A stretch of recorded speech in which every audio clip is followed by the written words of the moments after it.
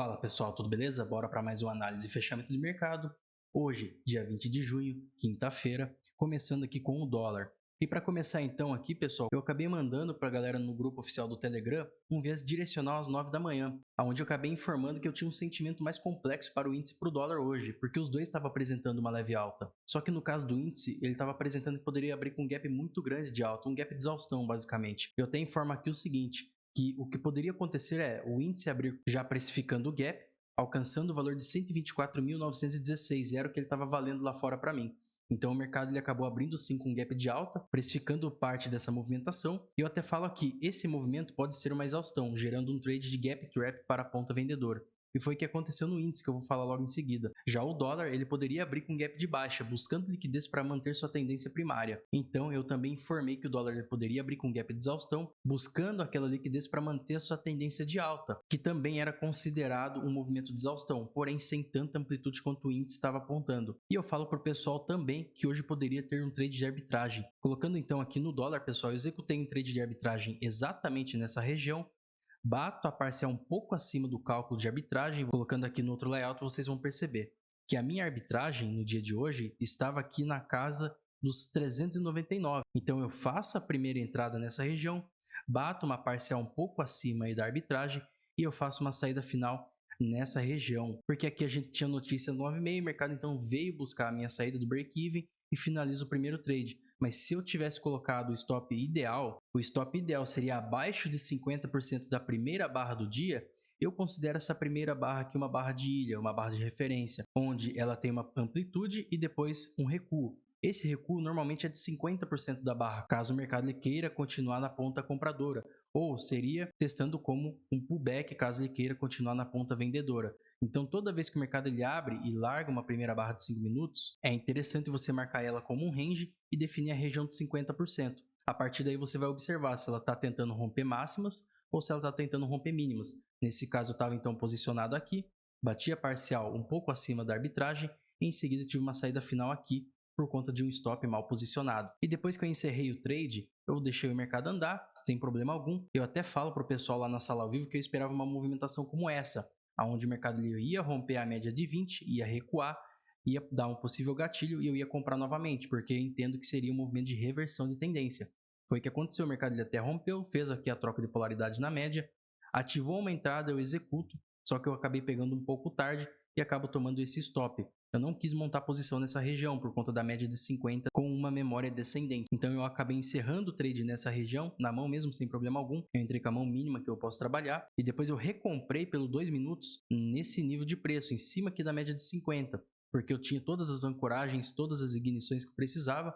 Então o mercado me deu condição de comprar aqui. E depois que eu acabei comprando então por aqui, o mercado ele acabou fazendo o preço para cima. Só que aí entra regiões de alvos do mercado. E aqui no meu outro layout, eu tenho aqui os deltas de mercado, que seria o delta 1 e também o delta 50, tudo com base na superfície de volatilidade do dólar. E todos esses cálculos aqui, pessoal, eu informo para a galera na sala ao vivo, e eles têm também essa planilha. Então temos aqui 4 possíveis máximas, 4 possíveis mínimas, tanto de delta 1 quanto 50, e tudo com base na superfície de volatilidade do dólar, que é um dado extraído lá da B3.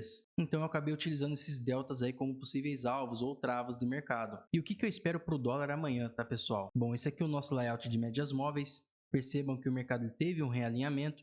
Ainda assim, você tem a média de 200 por cima da de 500. Isso aqui ainda assim é uma memória compradora para o dólar. Só vou mostrar uma coisa agora no principal para vocês, que é o seguinte. Temos aqui um canal projetado nesse nível inferior aqui de mercado, onde ele acabou sendo rompido, trocado a polaridade e dando aí espaço para uma nova projeção um nível acima. Então a gente está trabalhando dentro de um canal de alta no dólar, em regiões aí que pode ser de repique ou querendo buscar a casa dos 5,50 no ativo. Sendo assim, então, pessoal, eu considerei que dentro desse canal de alta, quando o mercado ele abriu com esse gap de exaustão, eu acabei alinhando então essa região como uma busca por liquidez, ou seja, se eu entendo que esse aqui é uma região de lateralidade e que o mercado ele trabalha 80% do seu tempo dentro dessa região, eu sempre vou buscar operar o quê? De fora para dentro. Então foi o que aconteceu nesse caso em um canal de alta. Eu tinha o cálculo de arbitragem dando uma diferença de 10 pontos, também com uma abertura abaixo da mínima, caracterizando o gap trap. Então eu tinha 3 confluências para executar uma compra por essa região, por ser uma violação, uma estratégia de gap trap abaixo da mínima e também a arbitragem. Então eu acabei comprando nessa região esse primeiro trade. A ideia seria, carregar esse trade até a banda superior aí do canal de alta, que seria essa região, que seria o nosso ponto retorno para uma ponta vendedora. Voltando aqui então no gráfico de médias móveis, 15 minutos, pessoal. Bom, temos aqui também o trap da média de 200 ascendente, o mercado ele tentando romper a média de 50 e agora armando uma possível quebra de estrutura. Só que para o mercado voltar para baixo, vocês precisam entender que temos uma memória compradora, aqui foi uma violação desse fundo anterior e esse aqui é um topo menor que esse topo anterior. Então aqui podemos ligar esses topos e no caso da microestrutura, 5 minutos por exemplo, para isso aqui virar uma reversão, precisa perder esse fundinho aqui anterior. Então vocês teriam aqui um fundo menor que o anterior, fazendo a quebra de estrutura, aí vocês poderiam ter uma movimentação de reversão. Só que isso para o intraday. Para isso aqui se tornar macro, vocês têm que ter então esse topo, essa violação, que foi então gerado um fundo, esse topo menor que o anterior, aí sim vocês precisam ter a reversão do intraday que eu citei, a troca de polaridade, a ruptura com ancoragem das médias e em seguida a ruptura desse fundo. Aí sim vocês teriam o que? Uma mudança de característica da ponta compradora para a ponta vendedora. Então vocês poderiam utilizar essa região como uma região importante, então a perda dessa região pode gerar um deslocamento, uma reversão. Mas isso a gente vê conforme o mercado for trabalhando amanhã ou semana que vem. Já aqui nos 60 minutos temos projeções de alvos acima. A minha ideia seria aí o dólar buscando na casa dos 5,50 para daí começar a dar um repique. Mas a princípio ele está começando a alinhar aí para baixo. Mas ainda temos aqui no caso o mercado alinhado para cima. Só os 5 e os 15 minutos que aponta aí uma quebra de estrutura, ou seja, uma possível inversão de movimento. Mas como eu citei, ele precisa perder então essa região aqui, quebrando sua estrutura no macro, ou seja, rompendo esse fundo, fazendo uma troca de polaridade, iniciando então seu movimento aí de baixa. Já aqui no gráfico diário então, percebam que eu tenho vários alvos aí projetados por barras. Eu até ensinei no meu último fechamento que eu pego barra com amplitude e volume e traço os alvos para cima. Percebam, essa barra 116, ela fez exatamente a máxima em cima do 61.8, que é a projeção dessa barra 109, que foi uma barra de ruptura da média de 500 com amplitude e volume. Então dá para se utilizar como regiões de resistências e suportes com base no mercado vai se trabalhando.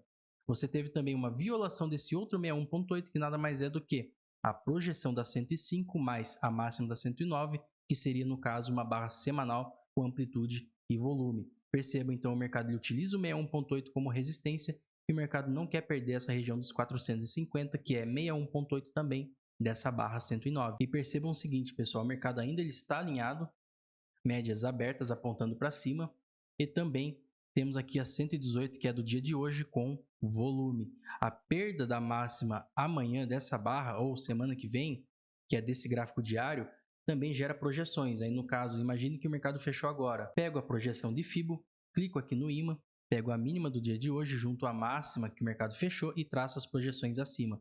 Dá para utilizar como alvos e regiões aí de repique, ou seja, de defesa, de trava do mercado no intraday. Bom, agora falando um pouco do índice, tá pessoal? Eu acabei fazendo uma primeira venda nessa regiãozinha aqui, tomando um stopzinho de cerca de 300 pontos, sem problema algum, estava com a mão mínima por ser o primeiro trade do dia. Logo em seguida eu faço uma venda nessa região e aqui eu acabo batendo a parcial porque o mercado ele acaba voltando muito rápido, então acreditei que o mercado poderia continuar se deslocando. Então eu acabo batendo a parcial aqui, diminuindo a minha mão e aqui fiz a minha saída final. Logo em seguida eu fiz uma nova entrada aqui, mas não aparece, mas aqui tem duas setinhas. Eu acabei comprando e saindo na mesma região, acabei saindo no 0 a 0. Mas depois o mercado ele chegou nessa outra região e acabei executando a compra. E eu postei hoje no Stories o porquê que eu comprei nessa região e muita gente ficou me perguntando. Vou colocar nesse outro layout aqui, ó, perceba que eu tenho a máxima e mínima no índice. No caso aqui seriam as possíveis máximas e mínimas no índice calculados através do VIX futuro. Então temos aqui 124.067 e 121.863. Então eu tenho esses dois pontos como uma possível máxima ou mínima para o ativo no dia de hoje.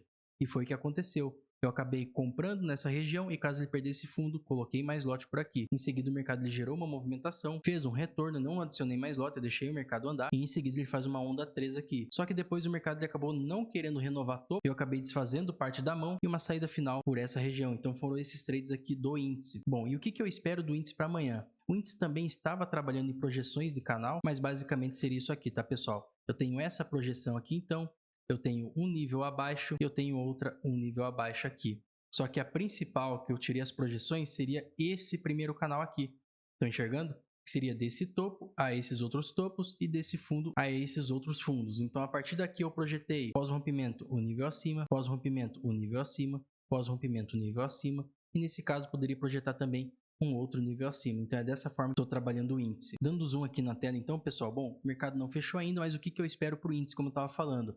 Jogando aqui no nosso layout de 5 minutos, temos o índice aqui em uma região de funil de médias móveis, então tem que tomar um cuidado aí.